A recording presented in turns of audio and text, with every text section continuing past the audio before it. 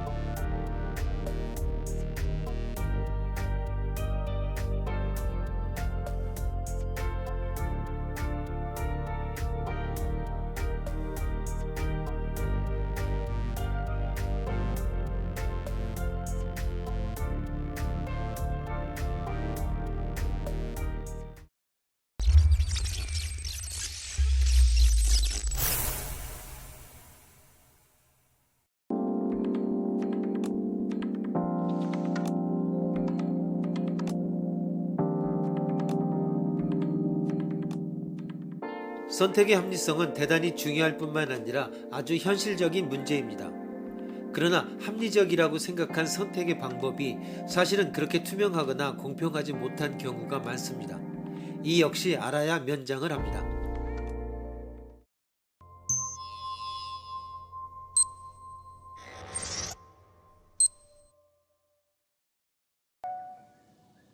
세 명의 친구들이 어떤 TV 프로그램을 볼지 결정하려 한다. 이들의 선호는 다음과 같다. 1. 순위가 다수결로 정할 것을 제안했다. 먼저 뉴스와 드라마 사이에서 투표를 하고 여기서 선택된 프로그램을 영화와 투표에서 결정하자고 제안했다. 만약 세 사람이 모두 정직하게 자신들의 선호대로 투표한다면 어떤 결과가 나올까? 2. 철수는 순위의 이런 제안을 받아들여야 할까? 철수는 어떤 투표 방식을 선호할까?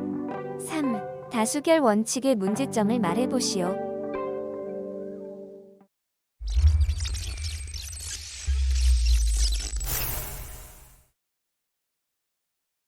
첫째, 순위의 제안대로 먼저 뉴스와 드라마를 놓고 투표를 하면 선호는 다음과 같습니다.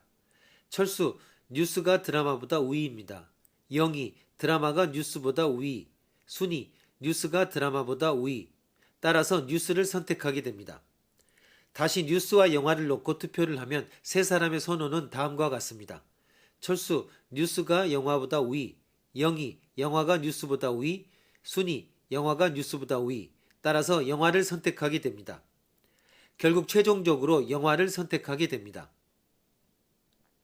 둘째, 순위의 제안대로 투표를 하게 되면 철수는 제3선택인 영화를 보게 되므로 받아들이지 않는 것이 유리합니다.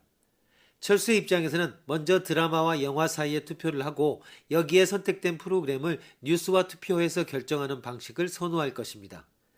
그러면 최종적으로 뉴스를 선택하게 되므로 철수는 이와 같은 방식을 선호할 것입니다. 셋째, 많은 사람들이 다수결 제도에 익숙해져 있습니다. 여러 후보 중에서 가장 많은 표를 얻은 사람이 당선되는 제도를 말합니다. 후보가 많은 경우는 유권자의 10%만 지지하여도 다수결에 의하여 당선될 수 있습니다. 보기를 들어 유권자가 100명이고 4명의 후보자가 나왔는데 1인 1표제로 투표하였더니 다음과 같이 표가 나왔다고 합시다. 다행히 무효표도 없고 동점자도 없으니 다수결 제도에서는 박성인 후보가 제1순위로 당선됩니다. 비록 38%의 지지율이라 하더라도 개표를 하여 과반수 지지를 얻은 득표자가 없다면 그가 대표로 선출되는 것은 적합하지만 후보가 많은 경우에는 과반수 득표자가 나오기는 쉽지 않습니다.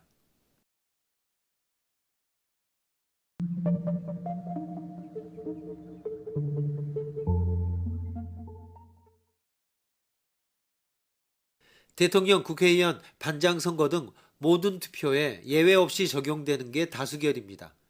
가장 많은 표를 얻은 사람이 당선되는 게 당연한 것처럼 보이지만 여기에는 함정이 있습니다. 특히 후보가 난립했을 때는 다수가 싫어하는 후보가 당선되는 역설의 결과가 나올 가능성이 큽니다. 미국 대선에서 녹색당 랄프 네이더 후보는 플로리다주에서 9만 5천 표를 얻어 승부를 갈랐습니다.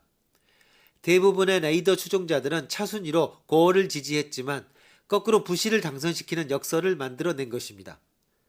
그래서 미국의 수학자들은 역설적인 결과가 나올 확률이 적고 투표 참여도도 높일 수 있는 다른 방식들, 결선투표제, 보다산출법, 찬성투표제 등을 도입하자고 주장하고 있습니다. 다음에 예를 봅시다. 15명이 후보 3명을 놓고 반장 선거를 했습니다. 6명은 또리, 순위, 영위 순서로, 5명은 영위, 순위, 또리, 4명은 순위, 영위, 또리 순으로 꼽았습니다. 다수결로 하면 6명이 1순위로 꼽은 또리가 반장입니다.